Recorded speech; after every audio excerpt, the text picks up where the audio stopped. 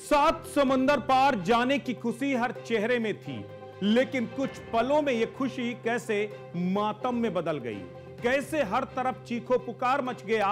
यह तस्वीर दिल को दहला देने वाली थी। उस वक्त जब अहमदाबाद में एयर इंडिया का बोइंग 787 ड्रीमलाइनर प्लेन क्रैश हो गया।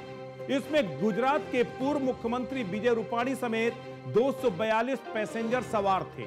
विमान लंदन के लिए उड़ान भर रहा था, तभी टेक ऑफ के दौरान एयरपोर्ट की बाउंड्री के पास में ही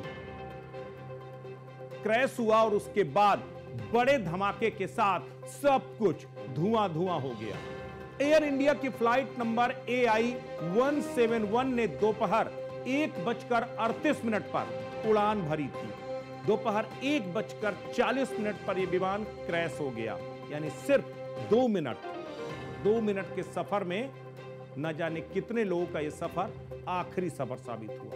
विमान एयर कस्टम कार्गो ऑफिस के पास क्रैश हुआ, जो एयरपोर्ट कैंपस से सटा हुआ है। विमान के गिरते ही पूरे इलाके में धुएं का गुबार दिखाई देने लगा। अहमदाबाद से लंदन के लिए विमान ने उड़ान भरी थी, जिसका फ्लाइट नंबर था AI 171। 1:38 में उड़ान भरी, कुल 637 मीटर की ऊंचाई उड़ पाया था कि 1:40 पर क्रैश हो गया। एयर इंडिया का बोइंग 787 ड्रीमलाइनर प्लेन क्रैश हुआ है। गुजरात के पूर्व मुख्यमंत्री विजय रूपाणी भी इस विमान में सवार थे। विमान में 230 पैसेंजर, 10 क्रू मेंबर्स और 2 पायलट सवार थे। 169 भारतीय नागरिक भी इस विमान में सवार थे। विमान में ब्रिटेन के 53, पुर्तगाल के 7 और कनाडा का 1 नागरिक था। दुखद घटना अहमदाबाद में घटित हुई है। अहमदाबाद में एक प्लेन क्रैश हुआ है। बताते हैं अहमदाबाद से वह लंदन के लिए जा रहा था और उसमें कुछ इस दुर्घटना के कारण प्लेन क्रैश होने के नाते बहुत सारे यात्रियों को अपनी जान गंवानी पड़ी है।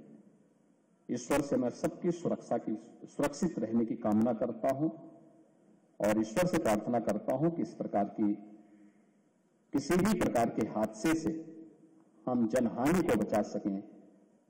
इस दुखद घटना की मेरी सभी जितने भी पीड़ित परिवार हैं उन सब के प्रति हमारी संवेदना है। बहुत दुखद हादसा गुजरात के अहमदाबाद एयरपोर्ट पर हो गया है। अब उसमें कई लोगों के हताहत होने के, कई लोगों के घायल होने की सूचना है, लेकिन उसकी अधिकृत पूरी जानकारी मेरे पास नहीं है। लेकिन इस दुर्घटना में जिनको भी किसी भी प्रकार की क्षति हुई है उन परिवारों के साथ संवेदना है और जो घायल है वह जल्द से जल्द स्वस्थ हों, ऐसी भगवान श्री रामलला के चरणों में प्रार्थना। हृदय विदारक घटना दिखती है। हमारा एयर इंडिया का जहाज अहमदाबाद से लंदन के गैटविक एयरपोर्ट की ओर जा रहा था और थोड़ी ही हाइट लेने पे क्या हुआ ये तो जांच का विषय है, किंतु जहाज गिरा है और उसमें कुछ लोग हताहत हुए हैं। संभवतः कुछ लोगों की मृत्यु भी होगी, अभी हमारे पास में ये सूचना नहीं है। ये गंभीर बात भी है, शोक का विषय भी है। मुझे विश्वास है कि इसमें एयरलाइंस भी, ब्यूरो ऑफ सिविल एविएशन भी और हमारी अन्य संस्थाएं भी जल्द से जल्द जांच अपनी शुरू कर देंगी। घटना क्यों हुई इसकी जानकारी भी होगी, पुनरावृत्ति ना हो इसके लिए भी हमें रोकथाम के उपाय करने होंगे। फिलहाल चंद घंटे जो है ये बचाव के रोकथाम के हैं और उसके बाद में गहन जांच का समय आएगा। उसके बाद यहाँ पे क्रैश हो गई है, जिसमें प्रीलिमिनरी हमें पता चला है कि 223 इतने पैसेंजर थे। यहाँ पे जिस बिल्डिंग के ऊपर गिरी है वो डॉक्टर्स का हॉस्टल है। इंसिडेंट बनने के विदिन 2-3 मिनट्स में पुलिस, बाकी सभी बॉडियां, सिविल एडमिनिस्ट्रेशन, कॉर्पोरेशन वगैरह सभी लोग आ गए थे। फायर फाइटर वगैरह स्थल पे हाजिर है। लोगों को बचाने की और रेस्क्यू करने की कार्रवाई जारी है। ऑलमोस्ट 70 से 80% एरिया हमने क्लीन कर लिया, बाकी आने समय में हम लोग क्लियर कर लेंगे। दुखद घटना अहमदाबाद और अहमदाबाद में इस वक्त अफरा तफरी का माहौल है। तमाम घायलों को अस्पतालों में लाया गया है। वो लोग जो विमान में सवार थे और वो लोग जो विमान के गिरने के बाद, विस्फोट होने के बाद भी हताहत हुए हैं, उनमें से तमाम घायलों को और तमाम जो है लोगों को अस्पताल लाया गया है। अस्पताल में इस वक्त की क्या तस्वीर है, हमारे सहयोगी जयेश इस वक्त हमारे साथ सीधे जुड़ रहे हैं। जयेश, इस वक्त अगर अहमदाबाद के अस्पतालों की बात करें तो अस्पतालों की क्या स्थिति आपको नजर आती है? अगर आप वो तस्वीर दिखा सकें हमारे दर्शकों को तो जरूर दिखाएं। की बाजू में जो ये बिल्डिंग दिख रही है वो सिविल अस्पताल की बिल्डिंग है।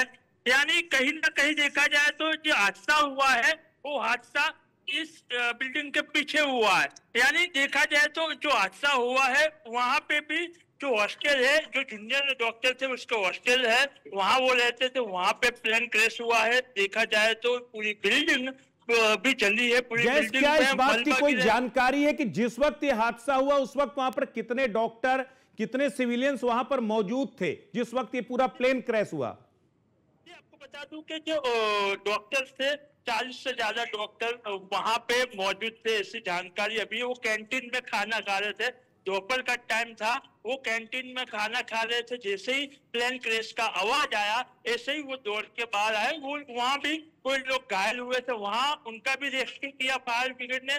जिस तरह से मलबा वहां उससे दूर भी मलबा गिरा है। भाई कहीं ना कहीं देखा जाए तो वहां पूर्व मुख्यमंत्री जो विजय रूपाणी है कहा जा रहा है उनका भी जो वहाँ जो है वो मृत्यु वहाँ है। यानी कहीं ना कहीं देखा जाए तो इस वक्त क्या स्थिति है? कितने अस्पतालों में घायलों को ले जाया गया है? कितने अस्पतालों में घायलों को भर्ती किया गया और कहां कहां पर इलाज चल रहे हैं? जो एशिया की बड़ी सरकारी हॉस्पिटल सिविल अस्पताल है वहां पे सारवार चालू है और सरकार ने एडवाइजरी भी जारी की है। जिसके पेशेंट है वो आके एक जगह पे जो डीएनए टेस्ट है, डीएनए टेस्ट के लिए भी उनको बुलाया गया है। एक नंबर जारी किया गया है। और सिविल अस्पताल में एक जो बिल्डिंग 1100 से ज्यादा बेड है, यानी कहीं वहां नजदीकी है। यानी जो सरकारी हॉस्पिटल है सिविल हॉस्पिटल वहीं पे जो इलाज हो रहा है। और कहीं ना कहीं बात की जाए तो हादसा इतना गंभीर था कि घंटों बाद भी वहां पे अभी भी धुआं निकल रहा है। जिस तरह से फायर ब्रिगेड ने बचाया, पानी का मारा किया, कितने टैंकर वहां थे, मेडिकल एम्बुलेंस वहां थे, परंतु जिस तरह से जो हादसा हुआ है, इस तरह से जो घटना बनी उससे साफ जाहिर है। घटना में लगभग बात अभी की जाए तो 150 से ज्यादा लोगों की मौत हुई है, ऐसा बताया जा रहा है। चलिए जयेश, जानकारी के लिए बहुत बहुत शुक्रिया, क्योंकि अभी हम आधिकारिक आंकड़ों का इंतजार कर रहे हैं कि आधिकारिक तौर पर कितनी कैजुअल्टी की कंफर्मेशन की जा रही है। लेकिन यह हादसा बेहद भयावह है। सबसे बड़ी बात यह है कि ये जो हादसा है वो इतना भयानक हुआ, लेकिन इसके पीछे वजह क्या थी? विमान हादसे के पीछे की वजह को भी समझने के लिए लगातार एजेंसियां कोशिश कर रही हैं। विमान हादसे के पीछे कोई बड़ी तकनीकी खामी मानी जा रही है, लेकिन इस विमान में पायलट कौन थे और क्या पायलट की कोई गलती थी, इसको भी जरा समझने की कोशिश करते हैं कि पायलट कितने काबिल थे, यह भी समझना बेहद जरूरी है। तो अगर देखें तो पायलट की अगर बात करें, सुमित सब्बरवाल जो मेन पायलट थे, सुमित सब्बरवाल नाम के पायलट उसमें थे वो, और दूसरे जो फर्स्ट ऑफिसर थे वो क्लाइव कुंदर थे। कैप्टन सुमित सब्बरवाल एक एलटीसी थे। एलटीसी का मतलब होता है कि जो सीनियर पायलट होते हैं, लेक्चरर पायलट होते हैं, उनके पास 8200 घंटे का उड़ान भरने का अनुभव था, यानी कि मोस्ट सीनियर पायलट उसमें मौजूद थे। और जो को पायलट क्लाइव थे उनके पास 1100 घंटे का उड़ान का अनुभव था। एलटीसी का मतलब होता लाइन ट्रेनिंग कैप्टन। ये अनुभवी पायलट होते हैं जो दूसरे पायलटों को ट्रेनिंग देते हैं। तो दोनों पायलट हाईली एक्सपीरियंस्ड थे। जैसे ही विमान अहमदाबाद से टेक ऑफ हुआ, 2 मिनट बाद ही हादसे का शिकार हो गया। इस दौरान पायलट सुमित सब्बरवाल ने मेडे कॉल की। मेडे कॉल का सीधा सा मतलब होता है कि आखिरी कॉल करना, मुश्किल में जब होते हैं, जब आखिरी क्षणों पर कॉल की जाती है। मेडे कॉल होती क्या है, जरा आपको इसको भी समझाते हैं। जब विमान को किसी गंभीर आपात स्थिति में इमरजेंसी का सामना करना पड़ता है, तब इसका इस्तेमाल सिग्नल देने के लिए किया जाता है। फ्लाइट में तुरंत मदद की जरूरत है, यह इंडिकेशन दिया जाता है। तो मेडे कॉल क्यों बोलते हैं, आप इसको भी जरा समझने की कोशिश कीजिए। दरअसल मेडे कॉल करने के मुख्य कारण होते तकनीकी खराबी, जैसे अगर इंजन फेल होना, हाइड्रोलिक सिस्टम खराब होना, ईंधन की कमी होना, मेडिकल इमरजेंसी या किसी यात्री या क्रू की हालत बिगड़ना, केबिन में धुआं या आग लगना, हाईजैक या सुरक्षा संकट, रडार या कम्युनिकेशन फेल होना, तेज टर्बुलेंस या कंट्रोल लॉस होना, ये वो तमाम कारण है जब मेडे कॉल की जाती है। तो पायलट ने मेडे कॉल किया, लेकिन इतने कम समय में कि उसको जब तक कोई रिएक्ट कर पाता तब तक वो विमान हादसे का शिकार हो चुका था। अब आपको समझना होगा कि आखिर ये जो विमान था, इस विमान की खासियत क्या है। ये ड्रीम लाइन विमान कहलाता है। 7878 ड्रीम लाइनर विमान, इसकी खासियत इसके नाम से ही समझी जा सकती है। ये ड्रीम लाइनर है, एक सपनों सरीखा ये विमान कहलाता है। बोइंग 7878 ड्रीम लाइनर विमान की खासियत ये होती है, पहली बात तो इसकी लंबाई 56.70 मीटर होती है, काफी बड़ा विमान माना जाता है। इसकी चौड़ाई 60 मीटर चौड़ाई होती है विंग की। इसके 2 इंजन वाला विमान है ये। एयर टरबाइन फ्यूल होता है इसमें, ये सबसे महत्वपूर्ण है। हाई इन्फ्लेमेबल होता है, मतलब इसमें अत्यधिक ज्वलनशील होता है ये अपने आप में। 1,26,206 लीटर फ्यूल कैपेसिटी इसकी होती है। अब आप सोचिए, जिस वक्त विमान टेक ऑफ कर रहा था, यानी कि उड़ने जा रहा था, 16 घंटे की उसको उड़ान उड़नी थी, उस वक्त वो पूरी तरीके से 1 लाख लीटर से ऊपर उसमें फ्यूल भरा हुआ था। और फ्यूल जो अत्यधिक अग्निशमन होता, उसमें जरा सा भी मतलब अगर छोटी सी चिंगारी भी एक तबाही ला सकती है। इस विमान की स्पीड 954 किलोमीटर प्रति घंटा थी।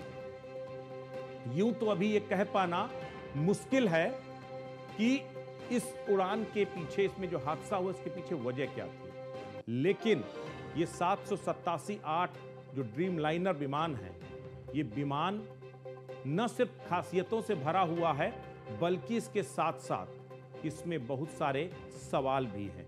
ये विमान यूं तो अपने आरामदायक सफर और अपने फ्यूल कैपेसिटी के लिए जाना जाता है, लेकिन इसके सेफ्टी को लेकर लगातार सवाल उठते रहे। इसमें तमाम खामियां भी सामने आई। दुनिया भर में इसकी फ्लीट के उड़ान भरने पर 3 महीने के लिए रोक तक लगा दी गई थी। उसके बाद फिर यही विमान उड़ान भर रहा है। अब आपको बताते हैं इसके पीछे की कहानी। 2013 में इस विमान के 2 नए जो ड्रीम लाइन प्रोडक्ट थे, जो विमान थे, उन पर रोक लगा दी गई थी। वो जापान में ये ड्रीम लाइनर विमान दिए गए थे और उन दोनों पर रोक लगा दी गई थी। रोक क्यों लगाई गई थी? क्योंकि जापान की एयरलाइनर कंपनियों के बेड़े में ये शामिल किए गए थे। इनमें लगी लिथियम आयन बैटरी में आग लग गई थी। ये बोस्टन के एयरपोर्ट की पार्किंग पर एक विमान में आग लगी और दूसरी ड्रीम लाइनर उड़ान जब भर रहा था उसके बाद आग लगी, और आग लगने के चलते उसकी इमरजेंसी लैंडिंग करवानी पड़ी थी। तब अमेरिका की फेडरल एविएशन एडमिनिस्ट्रेशन यानी FAA ने 3 महीने के लिए दुनिया भर में सभी ड्रीम लाइनर विमानों की उड़ानों पर रोक लगा दी थी। उसके बाद बोइंग ने खामियों को सुधार किया और फिर उड़ान भरने की परमिशन इसको दी गई। तो क्या उस तरह की कोई खामी दोबारा आई? क्या वही खामी इस हादसे के पीछे हादसे की बड़ी वजह बनी? अभी यह कह पाना मुश्किल है, लेकिन जो अतीत है ड्रीम लाइनर विमान का वो बहुत अच्छा नहीं है, वो बहुत कॉन्फिडेंट नहीं है। लेकिन उसके बाद ये जो हादसा हुआ, फिलहाल इस हादसे की जांच की जा रही है। इस हादसे में जो लोग हताहत हुए हैं, जो गायब हैं, उन लोगों के लिए एक बाकायदा टोल फ्री नंबर डायल किया गया है, 1800-5691-444। एक बार फिर रिपीट कर रहा हूं वो नंबर, 1800-5691-444। ये नंबर जारी किया गया टोल फ्री नंबर है। इसके जरिए आप अपने पारिवारिक, अपने जानने वालों को मिसिंग के बारे में जानकारी ले सकते हैं। इस विमान में सवार यात्रियों के हताहत होने की खबरें लगातार आ रही हैं।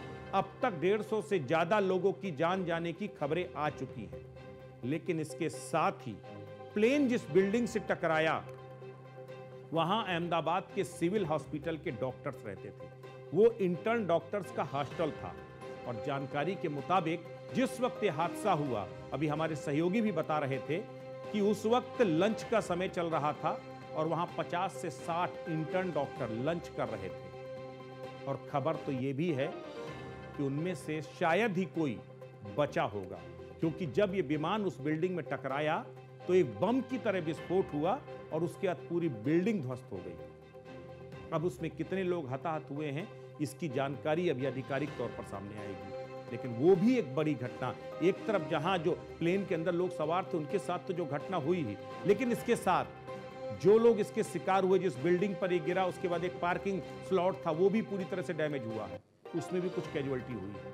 तो एक बड़ा दिल दहला देने वाला हादसा था। इससे सटे ब्लॉक में रेजिडेंट डॉक्टर रहते हैं, उनके भी कुछ इंजर्ड होने की